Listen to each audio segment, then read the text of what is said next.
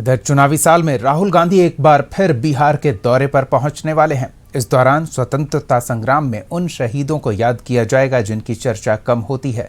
नजरें इस बात पर टिकी है कि इस बार के दौरे के बाद कांग्रेस संगठन में क्या बदलाव होता है। देखिए क्या है पूरा मामला। विधानसभा चुनाव से पहले कांग्रेस नेता राहुल गांधी लगातार बिहार का दौरा कर रहे हैं। 18 जनवरी और 5 फरवरी के बाद राहुल गांधी एक बार फिर बिहार पहुंच रहे हैं। तारीख है 7 अप्रैल, जिस दिन पटना के श्रीकृष्ण मेमोरियल हॉल में कांग्रेस का संविधान सुरक्षा सम्मेलन है। साल के चौथे महीने में 3 दौरों से साफ है कि राहुल बिहार विधानसभा चुनाव को लेकर काफी गंभीर हैं। इस सम्मेलन में स्वतंत्रता संग्राम में गांधी जी के नमक सत्याग्रह आंदोलन के ऐतिहासिक महत्व पर चर्चा होगी। आजादी की लड़ाई में बुद्धू नोनिया और प्रजापति रामचंद्र विद्यार्थी की शहादत के साथ स्वतंत्रता सेनानी और पूर्व केंद्रीय मंत्री बाबू जगजीवन राम को याद किया जाएगा। कांग्रेस ने संविधान सुरक्षा, सामाजिक न्याय और सांप्रदायिक सद्भाव के लिए काम करने वाले सभी संगठनों से कार्यक्रम में शामिल होने की अपील की है। राहुल गांधी जी जो न्याय देने की बात कर रहे हैं और उसकी शुरुआत हो चुकी है, ये सारे एजेंडे लेकर के हर घर में कांग्रेस झंडा जो है लहराने का काम करेंगे। ये कार्यक्रम हम लोग जो है आज से आपके बीच जो शेयर कर रहे हैं, हम लोग इसको शुरुआत करने जा रहे हैं। हमारे पास अभी विवरण नहीं आएंगे, यदि विवरण है तो हमारे एआईसी सेक्रेटरी सुशील पासी जी इस पर आपको विस्तृत जानकारी देंगे। राहुल गांधी का ये दौरा काफी अहम माना जा रहा है। 18 जनवरी और 5 फरवरी के बिहार दौरे के बाद प्रदेश प्रभारी और प्रदेश अध्यक्ष को बदला गया। अब जिलाध्यक्षों की नई टीम तैयार करने के लिए स्क्रूटनी कमेटी बनाई गई है।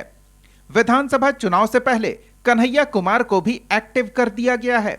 बिहार के नेताओं के साथ दिल्ली में हुई बैठक में भी राहुल गांधी ने अलग तेवर दिखाए थे।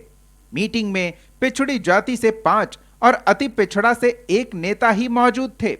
इस स्थिति को ठीक करने पर भी जोर दिया गया था। माना जा रहा है कि इसका असर जिलाध्यक्षों के चयन में भी दिखेगा।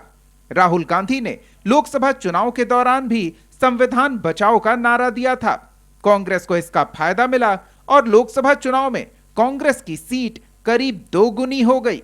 लेकिन बिहार की बात करें तो 1990 में सत्ता गंवाने के बाद कांग्रेस कभी अपने पैरों पर खड़ी नहीं हो सकी और पार्टी आरजेडी की बैसाखी पर टिकी रही। वहीं लोकसभा चुनाव के बाद संविधान वाला मुद्दा काम नहीं आया। राज्यों के विधानसभा चुनाव में कांग्रेस का प्रदर्शन अच्छा नहीं रहा। हरियाणा विधानसभा चुनाव में कांग्रेस की हार हुई। महाराष्ट्र विधानसभा चुनाव में कांग्रेस सबसे खराब स्थिति में पहुंची और फिर दिल्ली में भी करारी हार हुई और इसी को लेकर सत्ता पक्ष कांग्रेस पर तंज कस रहा है। 1990 में बिहार की सत्ता से बाहर हुई कांग्रेस का संगठन बिहार में काफी कमजोर है। पिछली बैठक में भी तय हुआ कि आरजेडी के साथ गठबंधन जारी रहेगा। ये कांग्रेस की मजबूरी भी है।